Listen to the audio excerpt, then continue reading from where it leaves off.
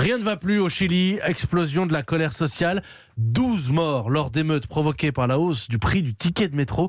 L'état d'urgence est en vigueur. Le président réunit aujourd'hui les partis politiques pour tenter de trouver une sortie de crise. Bonjour Vincent Hervouette. Bonjour. Le moins que l'on puisse dire, c'est que la situation est explosive. Le Chili, c'est le pays des volcans, des tsunamis, le champion du monde des tremblements de terre. Il n'y a pas toujours de signe avant-coureur et personne n'a vu arriver les émeutes qui secouent le pays. Autant la colère était prévisible en Catalogne, en Algérie, au Liban, à Hong Kong, en Équateur ou en Bolivie cette nuit aussi, autant la fureur des Chiliens a pris le monde de court. Le président Piñera vantait son pays oasis de stabilité. Désormais, il prétend faire la guerre à ceux qui veulent détruire la démocratie. Il assume le couvre-feu, les arrestations massives, les militaires qui patrouillent en ville, toutes ces mesures qui rappellent Pinochet. Et du coup, ceux qui veulent une revanche sur l'histoire chantent El Pueblo Unido, comme au temps d'Allende. Alors c'est une illusion d'optique.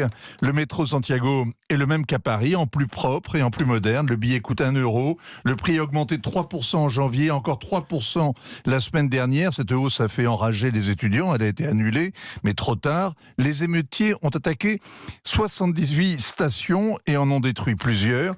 Quelques centimes d'augmentation vont coûter 300 millions de dollars. 3 millions de passagers quotidiens iront à pied ou en taxi. La classe moyenne se rebelle, les étudiants endettés, des retraités qui ne joignent pas les deux bouts, mais c'est elle, comme toujours, qui paiera les pots cassés.